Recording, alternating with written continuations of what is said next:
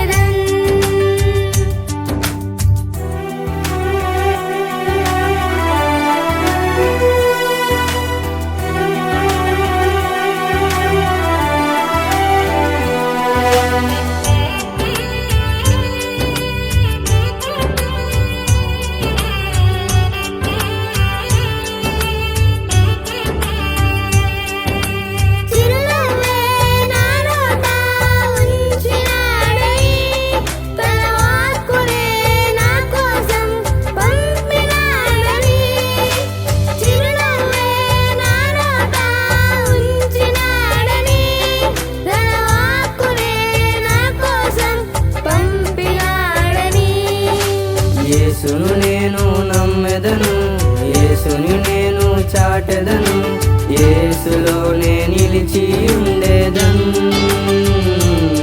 ప్రభు యేసు కొరకే జీవించెదను. చిన్న సంఘము స్థాపించబడింది. ఎవరు వెళ్ళినా వారికి కూడా ఏం చెప్పాలి? మారు మనసు. Praise the Lord. ఇప్పుడు మళ్ళా చదవండి 12వ అధ్యాయంలో ఏమని చెబుతున్నాడు? అదే వచనం చదవండి. రోమా. కాబట్టి పైన 11వ అధ్యాయంలో చాలా విషయాలు చెప్పి ఆ లింక్ చెబుతున్నాడు. కాబట్టి సహోదరులారా లెక్కేసుకోండి, పరిశుద్ధమును దేవునికి అనుకూలమునైన సజీవ యాగముగా మీ శరీరములను ఆయనకు సమర్పించుకొనుడని దేవుని వాత్సల్యమును బట్టి బతిమాలుకొనుచున్నాను. ఇట్టి సేవ మీకు యుక్తమైనది. చాలండి. ఇప్పుడు ఇక్కడ వచ్చిన సమస్య ఏంటంటే శరీరం. ఈ శరీరమునకు చాలా కోరికలు ఉన్నాయి. ఈ శరీరమునకు చాలా ఆశలు ఉన్నాయి. దీనినే బైబిల్ అంటుంది శరీర కార్యములు అని. ఎవడైనా కరెక్ట్గా మారు మనసు పొందాలి అనుకుంటే శరీరములను దేవునికి ఏం చేయాలి? సజీవ యాగముగా సమర్పించుకోవాలి. సజీవ యాగము అంటే ఏంటి? సజీవం అంటే బ్రతికి ఉండటం. యాగము అంటే ఏంటి? బలి ఇవ్వటం. క్రైస్తవులు దీన్ని అర్థం చేసుకోవాలి. నీవు కష్టపడటానికి అవయవాలు దేవుడు ఇచ్చాడు. చేతులు ఇచ్చింది పని చేయడం కోసం, కాళ్ళు ఇచ్చింది నడవడం కోసం, కళ్ళిచ్చింది చూడటం కోసం, పళ్ళిచ్చింది నమలటం కోసం. ఇలా మీరు ప్రతిదాన్ని లెక్కేసుకుంటే దేనికుండే పని దానికి ఉంది. కానీ ఈ శరీర సంబంధమైన అవయవాల వలననే పాప కార్యములు కూడా జరుగుతున్నాయి. లోకములో ఉన్నది, వీటిలో ఉన్న చెడు పరలోక రాజ్యములోనికి వెళ్ళకుండా ఆటంకాలు కలిగిస్తున్నాయి అనంటే, కలిగించకుండా నీవు కలిగిన ప్రతి శరీర అవయవాలను ఏం చేయాలి? ఇచ్చేయాలి. సజీవ యాగముగా. ఒక బ్రతికిన దాన్ని నిప్పులో పడేస్తే ఏమైపోతుంది? ప్రాణముతో ఉన్నదాన్ని అగ్గిలో పడేస్తే ఏమైపోతుంది? కాలిపోతుంది, ఇబ్బంది కలుగుతుంది. కానీ కాలటానికి ఇష్టపడితే, ఇబ్బంది పడటానికి ఇష్టపడితే, బాధ అయినా ఇష్టపడితే అగ్ని ఆ అవయవములను శుద్ధి చేస్తుంది. క్రైస్తవుడు దెబ్బతినేది ఇక్కడే. ఇచ్చినట్లే ఇస్తారు. ఇచ్చేసాం దేవుడికి అంటారు. నా చేతులు నీవే, నా కాళ్ళు నీవే, నా శరీర అవయవాలు నీవే. ఈ శరీర ఆశ లోక సంబంధమైనది, ఈ నేత్రాశ లోక సంబంధమైనది, ఈ జీవపు డంబం అతిశయం అనేది కూడా లోక సంబంధమైనది, దుష్టుని మూలముగా కలిగినది. ప్రభువా, నా అవయవాలను అగ్నిలో కాల్చబడుటకు నేను ఇష్టపడుతున్నా. నన్ను కాల్చు. మళ్ళీ వెనక్కి వెళ్దాం. యెషయా పెదవులను కాల్చినట్లుగా నన్ను కాల్చు. మోషే నిప్పుల మధ్య ప్రాణముతో చిలగాటలాడి వెళ్ళినట్లుగా నిప్పుల మీద నన్ను నడిపించు. దిక్కు తోచని స్థితిలో యాకోబు గోప దర్శనము కలిగినట్లుగా అలాంటి దర్శనము నాకు చూపించు. కాబట్టి మీరు ఎప్పుడైనా ఒక అవయవము నా మాట వింటోంది, ఒక అవయవము నా మాట వినడం లేదు, దీనిని నేను కాల్చబడటానికి ఇష్టపడుతున్నా, దీనిలో ఉన్న చెడుని దహించి వేయబడటానికి ఇష్టపడుతున్నాను ప్రభువా. ఇదిగానే ఉండి ఇది మానవ మనసు పొందదు. పొందకపోతే పరలోకంలో ప్రవేశించే మాట తరువాత పరలోకం పేరు ఎత్తుటకైనా నేను అర్హుడను కాను. శరీరము అనేక చెడ్డ క్రియలతో నింపబడి ఉండగా నీ శరీర కార్యములే పరలోకంలో ప్రవేశించగా మాటికి నీకు అడ్డు తగులుతూ ఉండగా ఎప్పుడైనా నువ్వు ప్రార్థన చేసావా? ముందు నేను నా శరీర క్రియల మీద విజయము సాధించా, ముందు నా శరీరాన్ని అగ్నితో కాల్చివేయాలి, నేను ముందు దీన్ని మార్చివేయాలి. Praise the lord. రోమపత్రిక అన్నాడు, ఆత్మశక్తి చేత శరీర క్రియలను చంపివేయండి. మీరు ఆత్మశక్తి చేత శరీర క్రియలను చంపని ఎడల ఆ శరీర క్రియలు మీ ఆత్మశక్తిని చంపివేస్తా.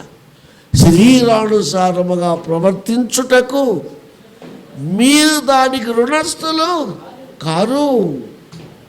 ఈ పూట ఈ సందేశాన్ని దీన్ని సీరియస్గా మీ ముందు ఉంచుతున్నారు. దైవజనుడైన పౌలు అన్నాడు, బతిమాలుకొనుచున్నా అపవిత్రమైన మీ శరీర అవయవాలు పరిశుద్ధ పరచబడాలి. Praise the Lord. హల్లెలూయా. వీటి సజీవ యాగముగా దేవునికి సమర్పించుకోవాలి. కాల్చబడుటకు ఇష్టపడాలి. దేవునికి స్తోత్రం.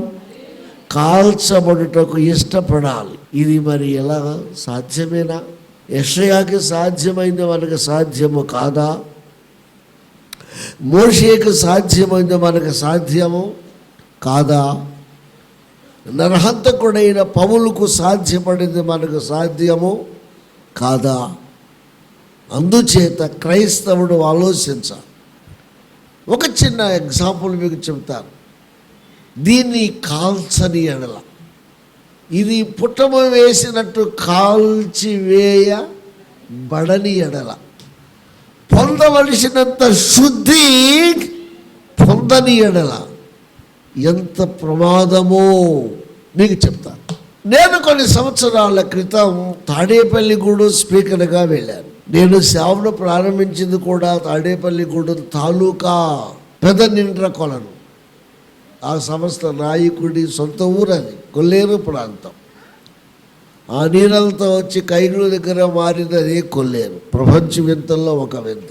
నన్ను ఒక ఇంట్లో పెట్టారు, స్పీకర్గా వెళ్ళాను. ఒక ఇంట్లో పెట్టారు తీసుకెళ్ళిన వాళ్ళు. ఎదురుగా ఒక పెద్ద బిల్డింగ్ ఉంది, పెద్ద ఖాళీ స్థలం ఉంది. నేను అడిగాను, నాకు డౌట్ వచ్చింది. ఒక పెద్ద పాకలాగా ఉంది, ఒక పెద్ద షెడ్డు లాగా ఉంది, కార్లు పెట్టుకునే స్టాండ్ ఉంది, పెద్ద బిల్డింగ్ ఉంది, ఖాళీ స్థలం ఉంది, కానీ ఒక్క మనిషి లేడు. నాకు డౌట్ వచ్చి నేను అడిగాను, ఏంటి అక్కడ ఎవరో కనిపించటం లేదేంటి అని. అంటే ఆ ఇంటి ఎదురుగా ఉన్నవారు, కళ్ళారా చూసిన వారు చెప్పిన మాట ఏంటంటే, అయ్యా వారు ప్రతి నైట్ ఏదో ఒక మూల ప్రార్థన పెట్టేవాళ్ళు. ప్రార్థన పెట్టని రోజంటూ లేదు, సువార్త ప్రకటింపని రోజంటూ లేదు. ఆశ్చర్యపోయింది తాడేపల్లిగూడెం. తాడేపల్లిగూడెం అనుకున్న ప్రత్యేకత ఏంటో మీకు తెలుసా? వెస్ట్ గోదావరి జిల్లాలో వ్యాపార కూడలి తాడేపల్లిగూడెం. వ్యాపారం విజయవాడ ఎట్లాంటిదో కృష్ణా జిల్లాలో ఇప్పుడు ఇలా ఇడిపోయింది అనుకోండి. Tadepalligudem commercial point. చుట్టుపక్కల ప్రజలందరూ తాడేపల్లిగూడెంలో ఉంటారు. అప్పుడు ఆయన అన్నాడు, మరి ఏంటి అంటే, అప్పుడు ఆయన చెప్పాడు, దయచేసి వినండి, ఇక్కడ వీళ్ళు సువార్త ప్రకటిస్తున్నారు, ఇది చూసి ఎక్కడి నుంచో వీళ్ళకి సహాయపడటానికి కొందరు వచ్చారు. బ్రహ్మాండంగా జరుగుతుంది. వాళ్ళట తెల్లారి 7 గంటల దాకా లేచేవారు కాదట. కారణం ఏంటి? 7 గంటల దాకా లేచేవారు కారు అంటే వాళ్ళు పొద్దుపోయి పండుకునేవాళ్ళు, ఏదో మీటింగ్కి వెళ్ళేవాళ్ళు, కొత్త స్థలాలకు వెళ్ళేవాళ్ళు. ప్రైజ్ ద లార్డ్, హల్లెలూయా. ఇక్కడ ఉండి కష్టపడుతున్న ఈ టీంలో ఉన్న ఒకడికి, వీళ్ళకి సహాయపడటానికి వచ్చిన అక్కడి నుంచి వచ్చిన వారిలో ఒకనికి అక్రమ సంబంధం ఏర్పడు. అక్రమ సంబంధం ఎంత ప్రమాదమో కళారా చూసి చెప్తున్నాం. దేదీప్యమానం మన దగ్గర తీసుకెళ్ళచ్చు. ఎదురుగానే చూడయ్యా, ఇక్కడ 5 కార్లు తిరిగేవి, చూడయ్యా ఈ దొడ్డి మనుషులతో నింపబడేది. ప్రతిరోజు ఏదో ఒక చోట సువార్త కూటం పెట్టేవారు.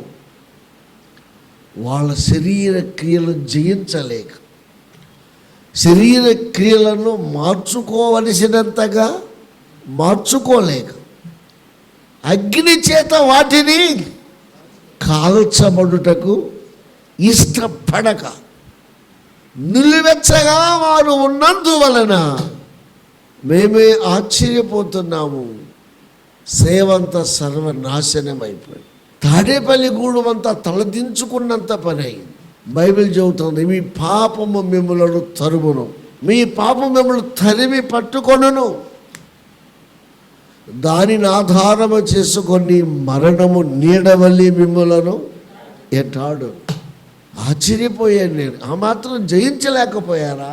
అరే ఆ పాదిని ఏం చేస్తున్నాడయా? బాధ్యత ఎవరిదో మీకు తెలుసా? సంఘ కాపరిది. ఆ పాదినిమ ఏం చేస్తున్నాయా? సంఘ పెద్దలు ఏం చేస్తున్నారు? ఇదిగా కళ్ళలాడిన స్థలం పురుగు లేకుండా పోయింది. పాపమే దీనికి గల కారణం. ఆశ్చర్యపోయాం. ఇక దీన్ని బాగు చేసేవాడు లేడా? సిగ్గుపడి తల వంచుకొని ఇక దాన్ని బాగు చేయటానికి ఎవడు ముందుకు రాల. కాబట్టి మీరు ఆలోచించిన ప్రియులారా, దేవునికి స్తోత్రం. మారు మనసు అంటే ఇది ఒక కోణం. సజీవ యాగముగా చెడ్డ కోరికలతో నింపబడిన ఈ భంగిమను ఏం చేయాలి? దేవునికి అప్పగించేయాలి. కాల్చబడుటకు ఇష్టపడ్డారు అని హెబ్రీ పత్రిక 11వ అధ్యాయంలో రాయబడి, రంపములతో కోయబడిరి, గొడ్డళ్లతో నరకబడిరి, వారి నివాసములు వదిలి అరణ్యమునకు పారిపోయిరి. ఇట్టి సేవకు యుక్తమైనది. Praise the Lord. అదే హెబ్రీ 12వ అధ్యాయంలో రోమపత్రిక 12లాగా ఎంత గొప్ప సాక్షి సమూహము మేఘము వలె మనలను ఆవరించి ఉన్నందున ప్రతి భారమును, అది కూడా సమస్య, సులువుగా చిక్కులు పెట్టు ప్రతి పాపమును విడిచిపెట్టి విశ్వాసమునకు కర్తయు కొనసాగించువాడునైనా యేసు వైపు చూచుచు మన ఎదుట ఉంచబడిన పందెములో ఓపిక కావాలి. దేవునికి స్తోత్రం. ముగింపుకు వస్తున్నా. మరి శరసాల నాయకుడు ఎలా పొందాడు మారుమని చెప్పండి. అపొస్తలుల కార్యం 16వ అధ్యాయంలో శరసాల నాయకుడు ఏం పొందాడు? మారు మనసు పొందాడు. ఈ సేవకులేదో దొంగలు అనుకుని మొండ వేసి బిగించి తెల్లారి కావలు కొంచాడు. కఠినమైన తీర్పు. చంపేంటి అంటే చంపేయటమే, ఇక మాటకు తిరుగు లేదు. ఆ రాత్రి శిష్యులు ప్రభువుని స్తుతించారు, దేవునికి ప్రార్థన చేశారు, పాటలు పాడారు. దేవుడు కలుగ చేసుకున్నాడు, దూతను పంపించాడు. దేవుడు పంపిన దూత దిగిరాగానే భూమి వణికింది. భూమి వణికేసరికే అక్కడ నిర్మించబడిన బిల్డింగ్ ఏమైపోయింది? దిశలు తప్పింది. దిశలు తప్పగానే తలుపులు ఏమైపోయాయి? తెలుసుకున్నా. ఈ గోడ అడ్డుపడి ఈ గోడ ఇటువంటి తలుపులు ఎక్కడ ఉంటాయి? తలుపులకు వేసిన సంఖ్యలు ముక్కలు చెక్కలు అయిపోయాయి. ఇది కళ్ళారా చూసిన జైలు అధికారి పారిపోయారు అనుకొని తనను తాను చంపుకోబోయాడు. వీళ్ళు తప్పు చేయలేదు పారిపోవడానికి.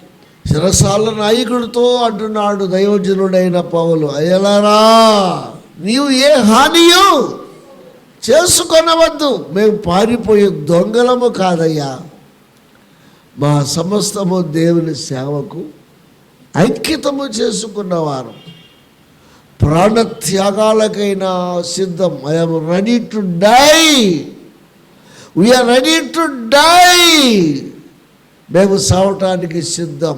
కిల్ మీ, కిల్ us, చంపు, మమ్మల్ని చంపండి మీరు.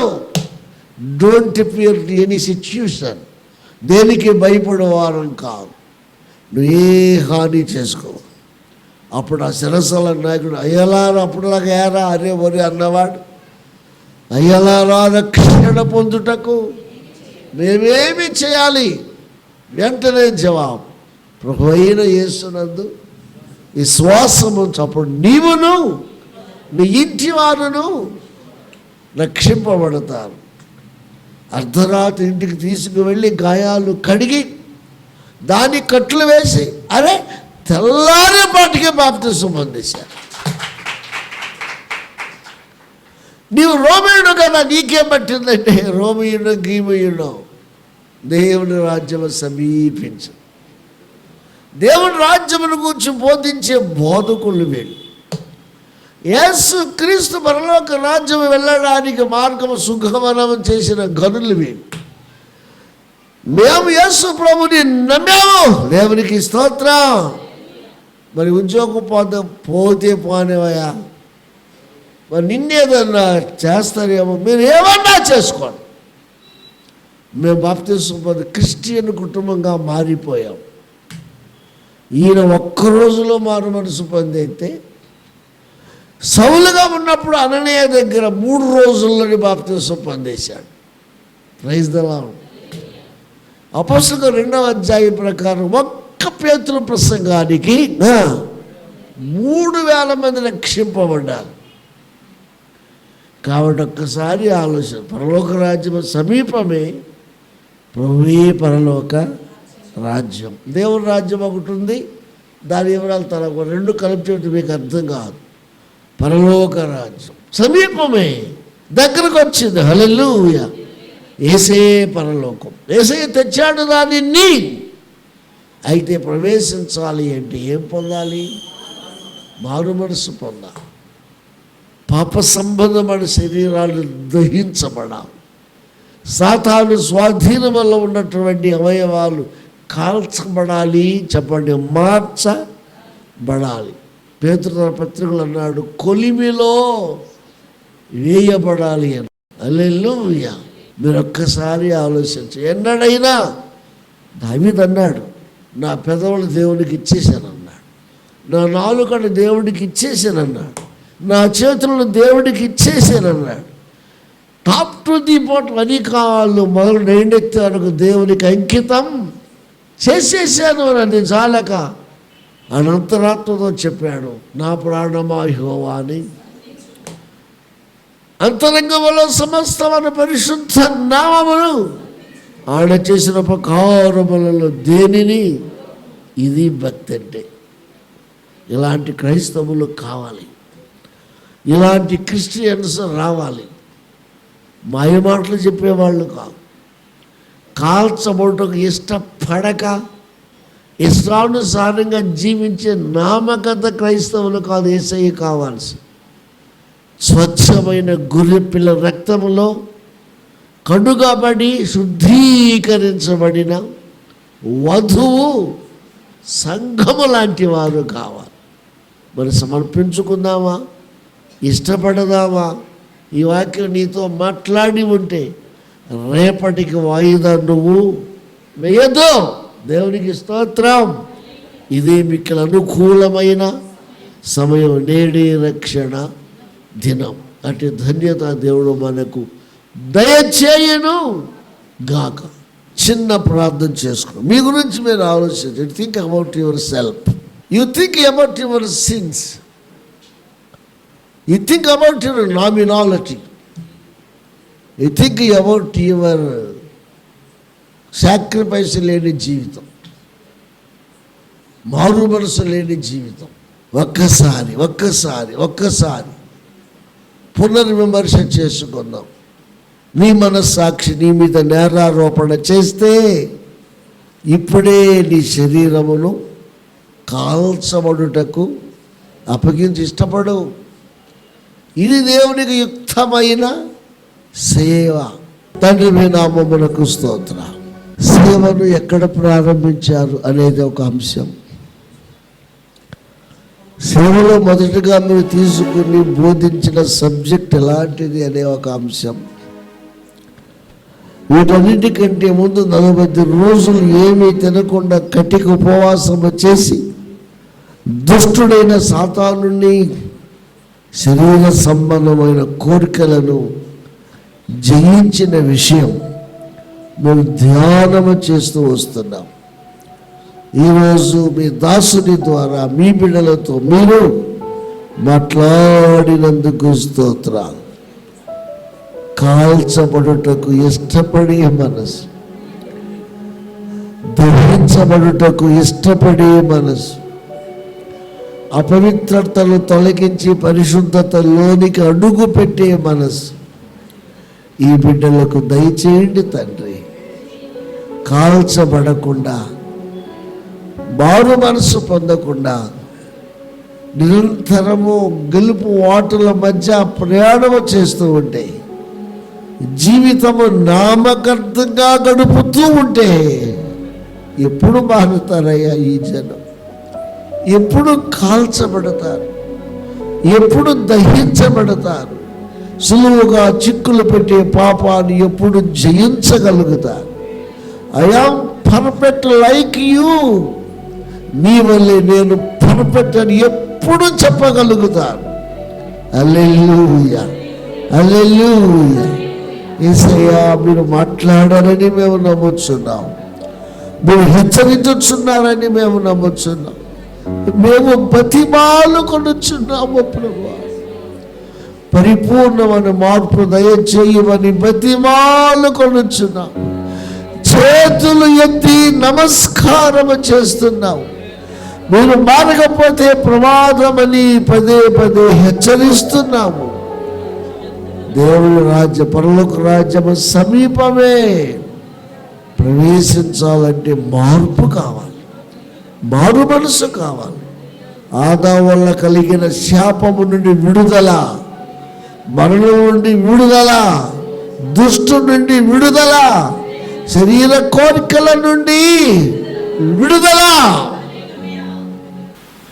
ఈ మా ప్రార్థన ఆలకించి జవాబు దయచేయమని యేసునామమున వేడుకొనుచున్నాము తండ్రి, ఆమేన్. నిరీక్షణ ఛానల్కు సహాయపడేవారు జిఎన్ ప్రసాద్, బెంగళూరు, వారి ఫ్యామిలీ. జి అజయ్ గారు, హైదరాబాద్. తర్వాత బి రమా గారు, అంటే శ్రీను గారు, వారు సహాయపడుతూనే ఉన్నారు. మరి సిరి సౌజన్య, వాళ్ళ హస్బెండ్ ఆనంద్. తర్వాత ఆర్వి సుపర్ణ గారు, టీవీ పరిచయం అనగా అసలు ఏం చెప్పకుండానే జాయిన్ అయిపోయారు. సుపర్ణ గారు వారి కుటుంబ సభ్యులు. తర్వాత డిడి రావు అంటాం, అమ్మాయి ఉషా, డిడి రావు. వీళ్ళు అనాథులకి సహాయం చేస్తారు, తిరిగి మళ్ళీ టీవీకి కూడా ఇస్తారు. తర్వాత భరత్ కుమార్, విజయవాడ, వాళ్ళ అమ్మగారు మన ఆత్మీయ బిడ్డ. భరత్ అంటే తల్లిగారు రాణి గారు, తురకపాలెం. వారి కుటుంబాన్ని కూడా దేవుడు దీవించాలని మనవి చేస్తున్నారు. మీరందరూ మన హెడ్ క్వార్టర్ చర్చి నుండి ఈ టీవీ కార్యక్రమాలు వేలాది మందికి ఆశీర్వాదకరంగా ఉంటున్నాయి. కాబట్టి ఆ మాటలు మేము వింటున్నాము, సంతోషించి ప్రభువుని స్తుతించుచున్నాము. ఈ విషయంలో ప్రభువారు మిమ్మల్ని ప్రేరేపిస్తే మీరు కూడా ఈ రీతిగా ముందుకు వచ్చి సహాయపడాలి అని మనవి చేస్తున్నాము.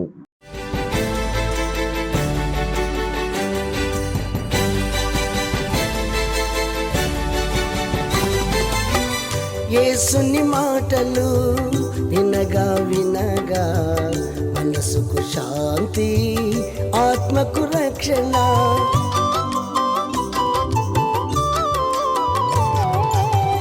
యేసుని మాటలు వినగా వినగా మనసుకు శాంతి, ఆత్మకు రక్షణ. యేసుని మాటలలో విలువను ఎరిగినచో, యేసుని మాటలలో విలువను ఎరిగినచో నీ బ్రతుకంతా మేలే మేలుగా, నీ బ్రతుకంతా మేలే మేలుగా. వినగా వినగా యేసు సువార్త కలుగును హృదయాలలో విశ్వాసం.